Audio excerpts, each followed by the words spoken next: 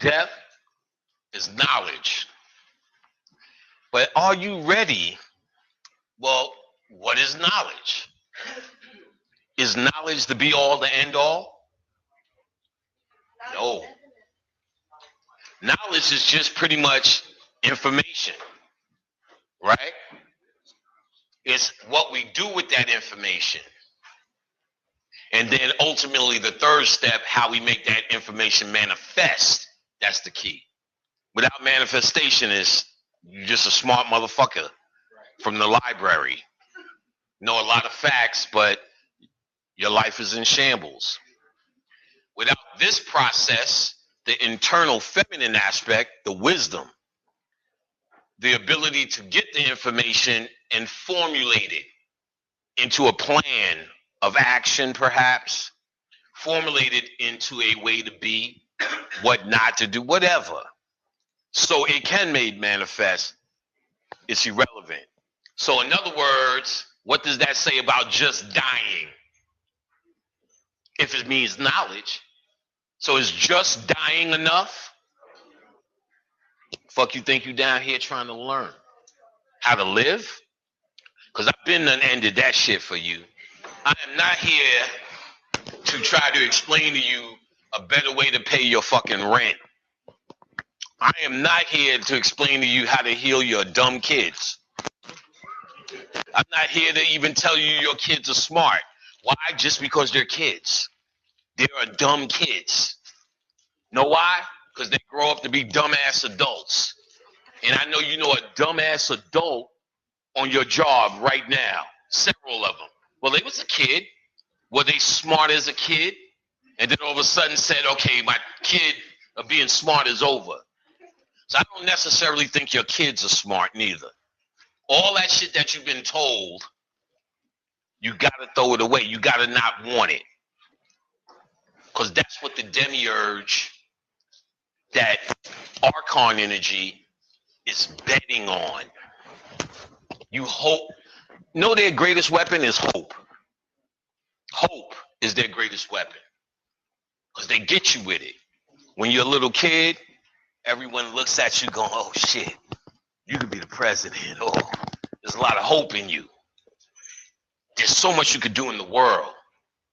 Nigga, just get your GED. Hope. And then you fail. And you're still in your parents' basement.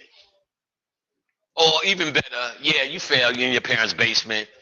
And then you notice your parents start giving up hope on you. They start looking, who the fuck ate the last half of chicken?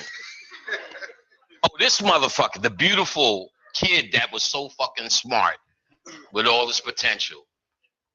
Look, motherfucker, you can't live here anymore. Hope. So now, the hope that you were, you gave up on it too. So now you have a kid and say, oh, now I have a new place to put my hope. So now, look, it's hard out there. And I want you to go further than me. That's another way of saying, I ain't got no more hope. So now my hope is riding on you. And when that little motherfucker is calling you from jail, you go, oh, fuck. What do you mean we're having a grandkid? Hope. It's back. Hope is back. She's coming into a world where there's an Obama. Real hope is here now. Motherfucker, pull up my britches. I'm almost ready to air hump. Hope is back. Now, then you die. You know what I'm saying? All you did was transfer hope around. First in yourself, you fail. Then in your kids, then they fail. And then in your grandkids, who you had seen. I remember when there was no telephone, and now there's a telephone. This bitch will have so much phone calls to make. Hope. That's a demiurge trick. That ain't got nothing to do with the white man. He will help to make that pop. But ultimately, these are core things that the Egyptians understood was your true enemy, was your true problem. So when the Gnostics gave it, oh, they shit on everything. But what about broccoli, man? You can't be mad at broccoli. We hate broccoli, nigga. They was those people. And they made it a philosophy. And they explained that there's an energy that's seeking to keep you happy here. Every smile you put on your face that's pro-human, she's going to be special. She's figuring it out. Obama, all that shit is what that invisible energy uses to make you food. So when you heard me and Bobby talk about be human, can't be human, it's not like you're trying to walk through a wall, but you don't want to invest in the normalcy of everyday human thought. That's so somebody asks, how do you fight it? Every moment you get the opportunity to fight it is how you do it. Just abstain from shit. Just cause. If everybody's happy because they have the best veggie burgers, eat one of them motherfuckers and then say, it was fun, but I'm not sticking around here. And being all excited. Oh, beloved, did you hit the veggie burgers over here? Oh, it's so real. There's no GMO. And you could tell, you could taste it. Remember the 70s? It's like you are back. And you're sitting there like, oh, I got to get me one of those. Not even that. What he's really telling you is a lifestyle that you romanticize with. Because y'all niggas ain't eat real shit for quite a long time. And the realest shit down here is still fake. It's an illusion. Y'all never ate nothing real. They say that from the world of the real, it copied itself. And then that copied itself. And then there's an afterthought, and that's where you at. You're in a copy of a real archetype world. So you never smelt the rose, nigga. I'm making good solutions, but it's a copy of a copy of a copy. That's really real. So you're not even experiencing anything real. So once you start to understand that concept, you begin to internalize this and start to saying, I don't want fake shit. I thought you were God.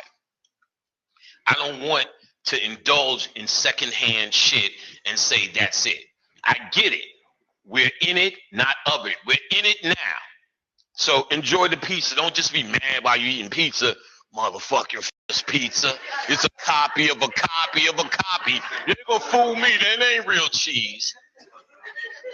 Because to even have that type of mentality is also the other side of indulging in humanity. Remember, hating, it's not really hate and love is opposite. Hate and fear is opposite. Hate is a byproduct of fear, but it's an emotional response. You're really trying to become neutral to this thing. That's what they call the middle point. That's what the occultist is trying to do. Become the observer or the middle point. And if y'all listening to this, y'all occultists. Occult just means hidden culture. You're trying to find out all the hidden shit that pushes forth all the shit you see. So out of darkness comes light. So to be a true light worker, you don't get light from light. So all these niggas, I'm a light worker. See my light work? See all that light behind me when I walk? That's all light, nigga. That's all light. To be that shit, it doesn't make any sense. You don't get light from light. You get light from darkness. So to truly be in here, you're really probing some of the most wretched shit, not from the world, in you. And I know you don't believe it's in you. Oh, nigga, it is. We are 3 minutes away from niggas eating each other. Oh, you seen that shit in Katrina? All these deep, upstanding niggas, New Orleans niggas with umbrellas. That shit happened. These niggas in that stadium eating, raping, and stealing each other's rations within 2 weeks. They show you the things you think you're only who you are because you have resources you think you could get to. Let a nigga say we locked in here for the night and this is all the water we have left. Let's see how much hoteps we get out of this night. Let's see how many beloveds we become.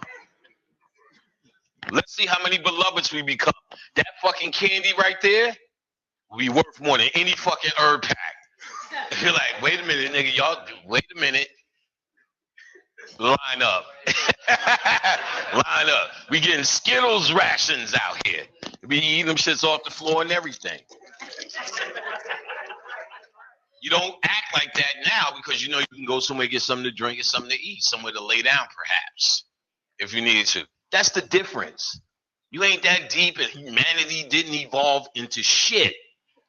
And they know it. It's not about human evolution. There's no such thing as human evolution.